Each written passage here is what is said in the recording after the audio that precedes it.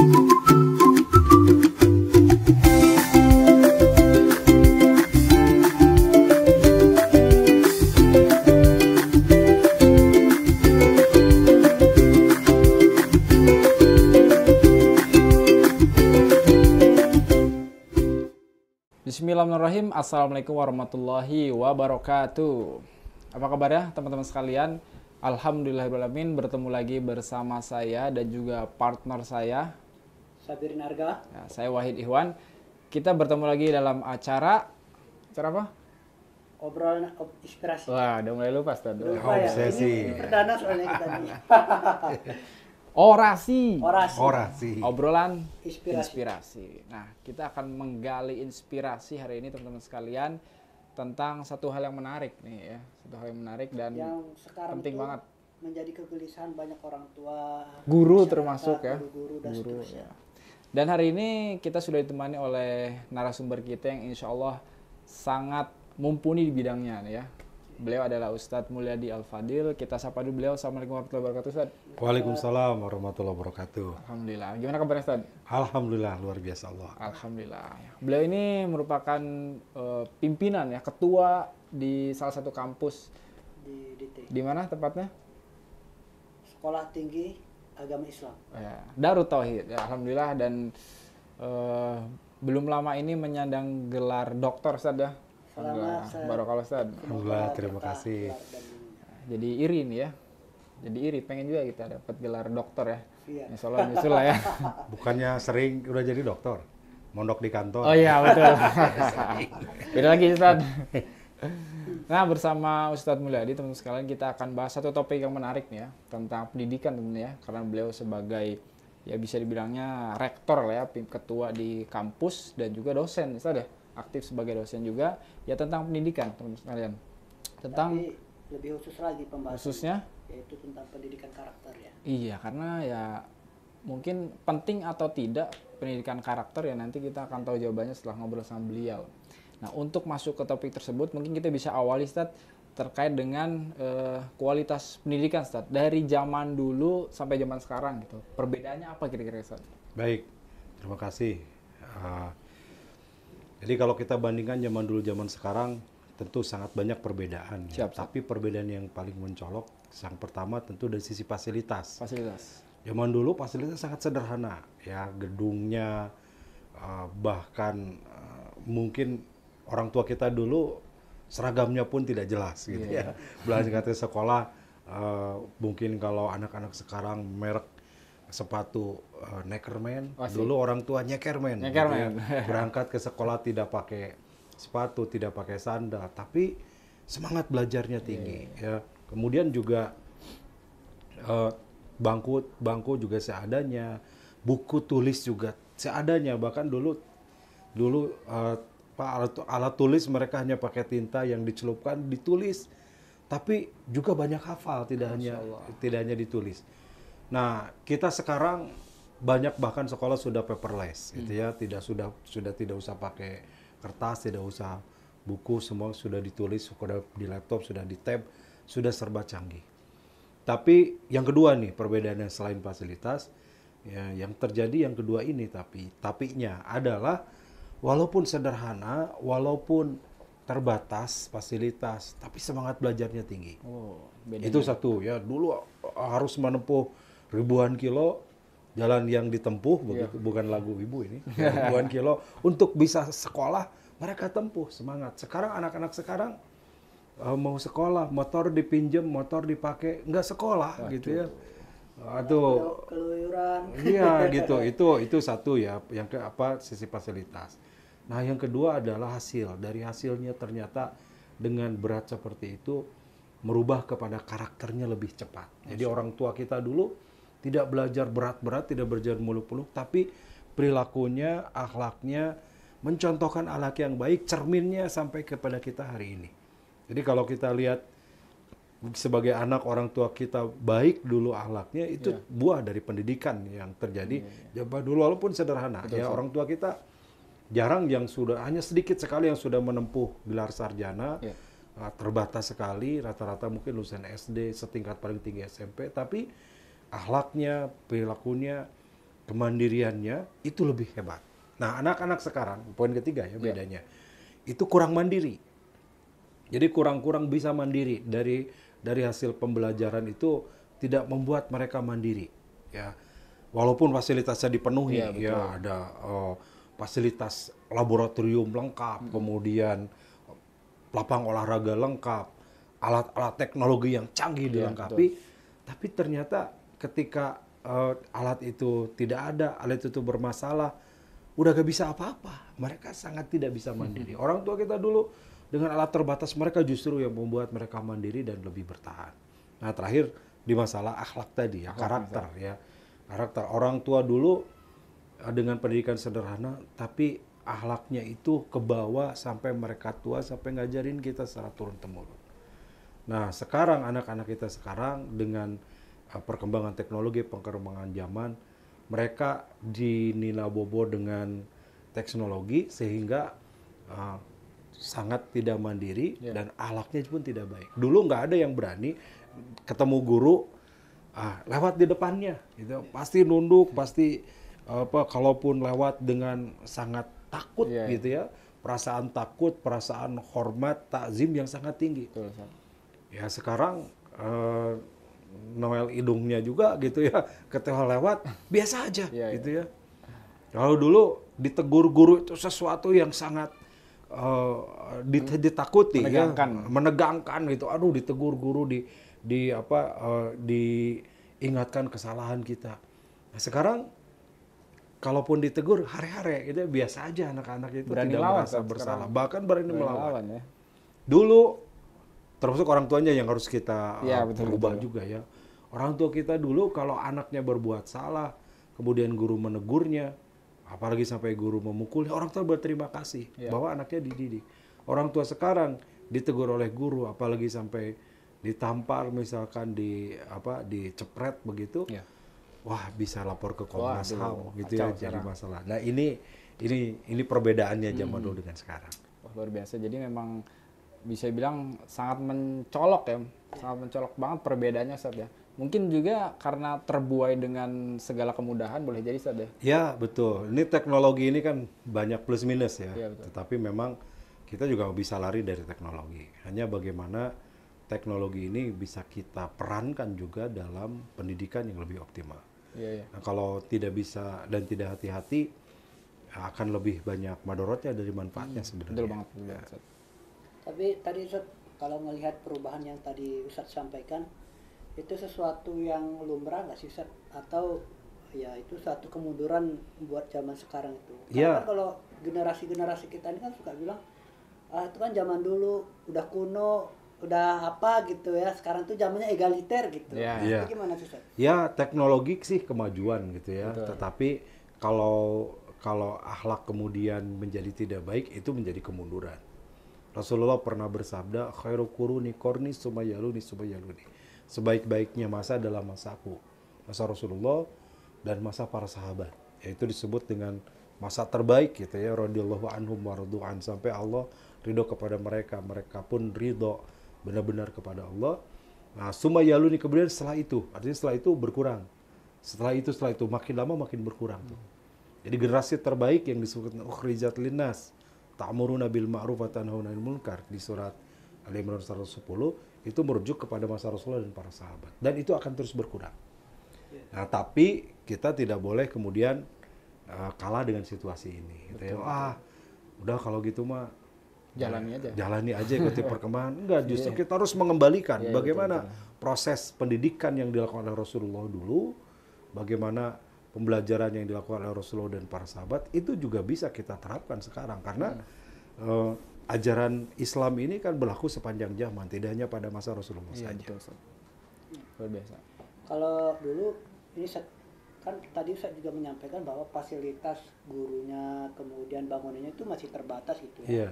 Cuma kan, tapi akhlaknya itu, adabnya itu luar biasa dulu gitu. Sekarang itu semuanya udah ada, tapi outputnya nggak maksimal gitu. Itu siapa yang perlu disahkan? Sekolah kah? Atau memang orang tuanya kah? Atau gimana? Iya, banyak faktor ya. Kalau bicara pendidikan kan sering saya sampaikan, ranah pendidikan itu ada pada tiga.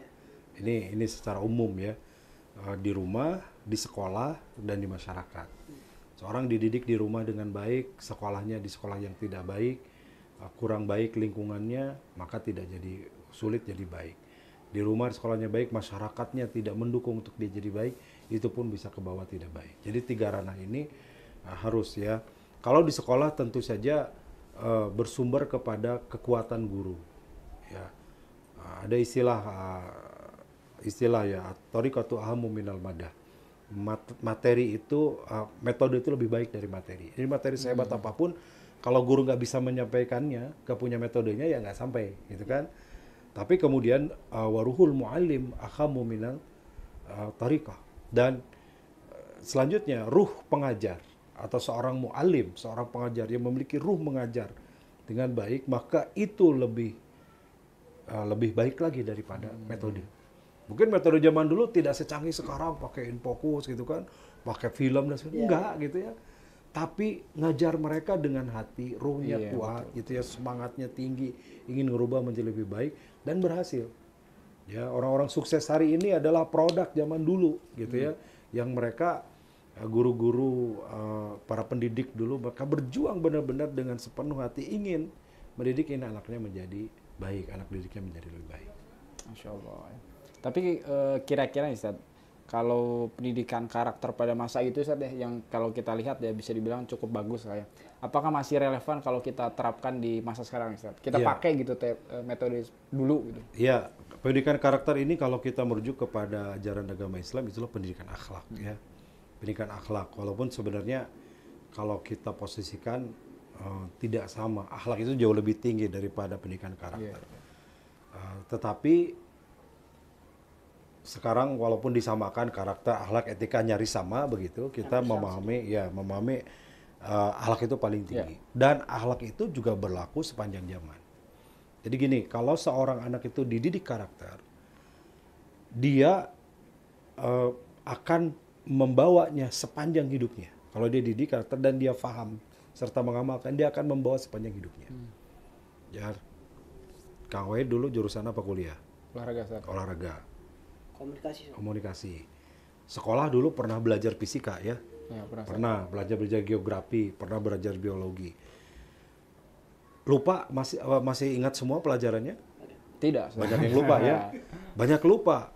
Jurusannya komunikasi. Terus biologi mungkin nggak kepake lagi. Waktu kita belajar SMA biologi. Boleh lupa, boleh, nggak ada masalah. Saya dulu SMA biologi, lupa ya boleh, nggak ada masalah ya. Tapi seorang anak belajar karakter ketika SD, dia belajar menghormati yang tua, mencium tangan kalau ketemu orang tua, dia permisi kalau lewat. Itu nggak boleh lupa sepanjang hidupnya. Belajar matematika boleh lupa gitu ya. Toh sekarang ilmu komunikasi matematika nggak terlalu dibutuhkan gitu. Nah tapi dia berperilaku baik, memiliki tata krama, itu nggak boleh lupa sepanjang hidupnya. Artinya itulah pentingnya pendidikan karakter. Pendidikan karakter adalah pendidikan yang madal hayah, pendidikan sepanjang hidup. Yang ketika dia memahami, dia harus bawa dan terapkan dalam kehidupannya gitu. Dan itu dipakai juga di semua lini. Mungkin ketika sekolah dia ada kuliah ya jurusannya macam-macam. Ya ada jurusannya mungkin komunikasi tadi, ada ekonomi, ada syariah, ada olahraga, ada keguruan, ada bisnis dan seterusnya. Tetap pendidikan karakter dalam kalimat akhlak mulia tadi itu harus dibawa. Betul. Dari apapun dia nantinya. Jadi memang tidak terbatas oleh masa, Ustaz ya?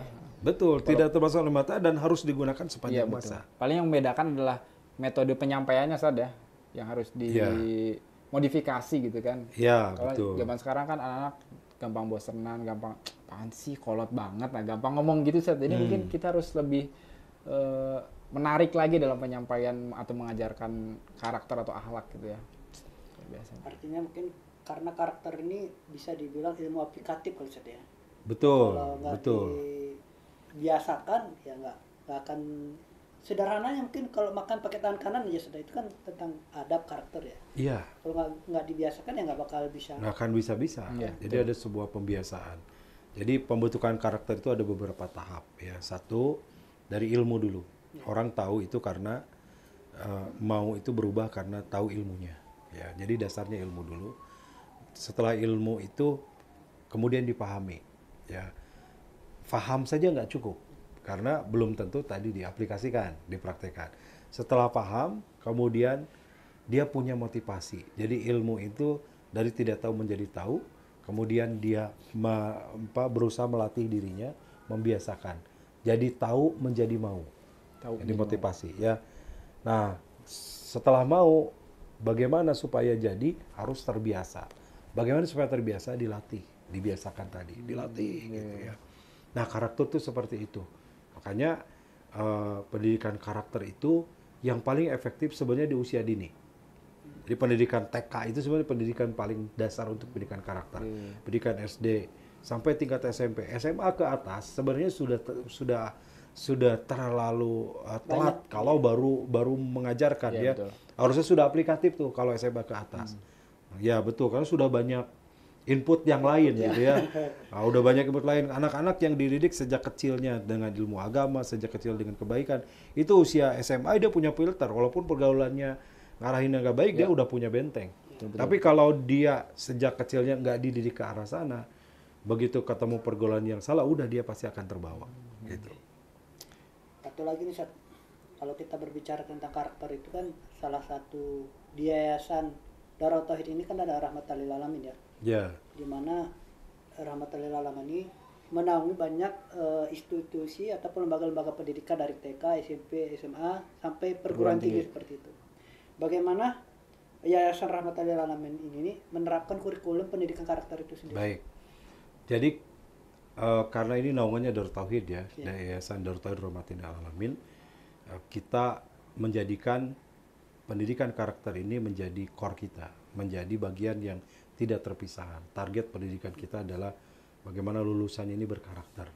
Dan ini sejak TK, ya, TK sampai perguruan tinggi. Ya, bagaimana caranya? Kita harus memasukkan ini sebagai bagian dari integrasi pembelajaran. Jadi nanti karakter tiap sekolahnya juga berbeda. Ada yang memasukkan sebagai mata pelajaran, khusus mata pelajaran kedetiaan. Sebagaimana di kuliah, di STI ada mata kuliah kedetiaan. Isinya adalah karakter baku, karakter baik dan kuat. Jadi 7 semester tuh diajarkan. Yang ini nggak ada di perguruan tinggi lain gitu ya. Mata kuliah kedetiaan gitu. Di dunia hanya di DT. Satu-satunya. Dari TK juga ada TK, SMP, SMA. Ada yang bentuknya pembiasaan. Jadi masuk ke kalau di sekolah itu kan sekarang ada istilah program pendidikan karakter ya, PPK, program pendidikan karakter. Ada karakter pelajar Pancasila, kemudian memadukan antara program karakter pelajar Pancasila, kemudian juga kewarganegaraan dan karakter baku sebagai muatan kita. Ini digabung menjadi bentuk pendidikan yang kita bangun. Kalau di perguruan tinggi tadi di STI misalkan, kita masukkan menjadi mata kuliah yang ada sampai 7 semester, yang itu tidak hanya sekedar teori, tapi menjadi bagian yang diterapkan. Termasuk juga menjadi bahan penelitian dan pengabdian. Ya, kalau perguruan tinggi kan ada tridharma perguruan tinggi ya. Tidak hanya kuliah tapi mereka melakukan penelitian. Nah, bagaimana karakter ini pun jadi bahan penelitian oleh mereka dan juga pengabdian. Bagaimana menerapkan karakter ini juga di masyarakat. Ini menjadi bagian program dari perkuliahan kita gitu. Masya Allah ya. Jadi memang diterapkan dari TK di DT saja sampai perguruan tinggi itu bagaimana karakter baku tadi bisa terus dibiasakan saja. Betul. Ini alhamdulillah kan di DT ini Yayasan Darut Tauhid Rahmatan lil Alamin itu kan fasilitasnya banyak didukung oleh fasilitas wakaf seperti itu ya. Makanya sampai ada yang namanya kawasan Wakaf terpadu. Wakaf terpadu. Betul. Banyak jamaah-jamaah yang ikut terlibat dalam membangun, berwakaf dan seterusnya. Apa sih pesan Ustadz buat jamaah yang berwakaf? Ya, jadi wakaf terpadu ini kan kita perpaduan ya di pesantren ini ada setidaknya gitu ya rukun pesantrennya masuk, ada masjid, ada sekolah, kemudian ada pondok dan ada ekonomi di situ. Gitu. Nah, perpaduan inilah disebut dengan wakaf terpadu. Nah, untuk pendidikannya, alhamdulillah semua fasilitas yang ada, kelas, kemudian asrama, dan semua fasilitas yang digunakan untuk belajar ini hampir semuanya, ya bukan dikatakan hampir semuanya, ini adalah dari wakaf. Baik tanahnya merupakan berdiri tanah wakaf, kemudian juga gedungnya, dan itu yang diharapkan memang gedung wakaf itu juga dimanfaatkan menjadi pendidikan sehingga lebih berdaya guna, lebih produktif untuk menghasilkan nanti generasi Islam di situ. Nah, sehingga insya Allah siapapun di antara para jemaah ini yang berkontribusi ya berapapun, baik untuk gedung, untuk sarana, untuk tanah dan semua terkait dengan pendidikan di Darut Tauhid ini, insya Allah menjadi wakaf yang merupakan pahala jariah yang terus mengalir bagi para muwakifnya. Jadi harus manfaatkan nih ya. Sekarang kita sedang ngebangun juga kampus STHI ya. Ini kesempatan mungkin bagi para donatur untuk ikut bagian ya. Ya berapapun ya silakan semampunya, tapi dengan berwakaf kita akan punya amal jariah. Siapa tahu nanti dari mahasiswa ini turun lahir para ulama, para pemimpin bangsa, orang-orang yang saleh, yang doanya begitu makbul, dan itu pasti akan mengalir kepada para muwakif yang berwakaf di dalamnya. Jadi emang berkaitan juga dengan tadi tema yang dibahas di awal, ada karakter bagaimana orang yang memakmurkan aset wakaf, dia tidak hanya membangun gedung atau tanah, tapi juga ternyata dia berkontribusi juga dalam pembangunan SDM yang saya tadi melalui karakter-karakter atau akhlak yang dibangun di Darut Tauhid khususnya saja. Masya Allah. Jadi nyambung banget ya. Oke, benar. Terakhir bro, coba kasih dulu filosofi wakaf lifestyle itu seperti apa? Ya, wakaf style ini adalah salah satu harapannya biar wakaf ini bisa menjadi gaya hidup orang gitu ya dalam menjalani kehidupan. Jadi tidak hanya misalkan Korea misalkan ya, saya bukan nggak suka sama K-pop ya, maksudnya wah ada Korea masuk, tapi harapannya juga wakaf bisa menjadi gaya hidup masyarakat gitu ya. Bukan hanya sekedar nama hedonisme. Bahkan nggak kolot banget sih wakaf. Tadi kata Ustaz Mulyadi kan orang yang berwakaf tuh ya berapapun Ustaz ya, berapapun, tidak harus tanah, nggak harus sih, berapapun. Jadi gaya hidup aja. Jadi udah biasa wakaf tuh makin mantap gitu ya, luar biasa. Harapannya kayak gitu. Ya, jadi memang utamanya itu Ustaz ya. Jadi pendidikan karakter itu penting, sangat penting Ustaz ya. Karena yang utama sebetulnya itunya.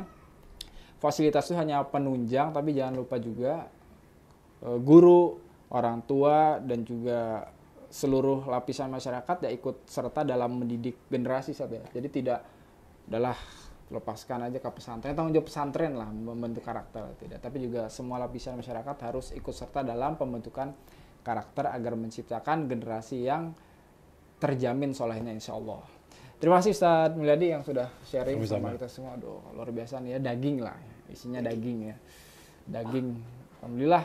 Terima kasih juga buat teman-teman sekalian yang sudah nonton acara ini. Bagi teman-teman yang suka dengan video ini, jangan lupa tekan tombol like. Bagi yang belum berlangganan, jangan lupa tekan tombol subscribe. Saya Wahid Ihwan dan juga saya Sabirin Arga. Bersama dengan Ustadz Mulyadi, kita mohon pamit undur diri. Terima kasih. Assalamualaikum warahmatullahi wabarakatuh.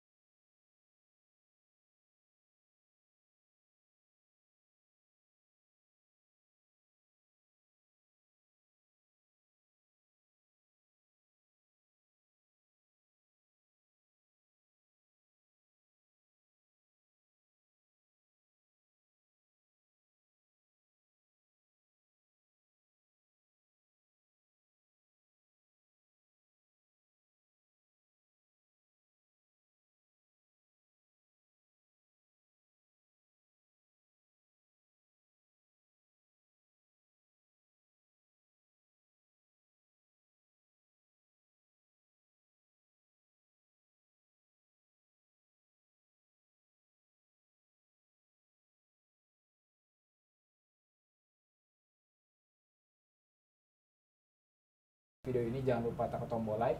Bagi yang belum berlangganan jangan lupa tekan tombol subscribe. Saya Wahid Ihwan bersama dengan bicara. Mohon pamit undur diri. Terima kasih.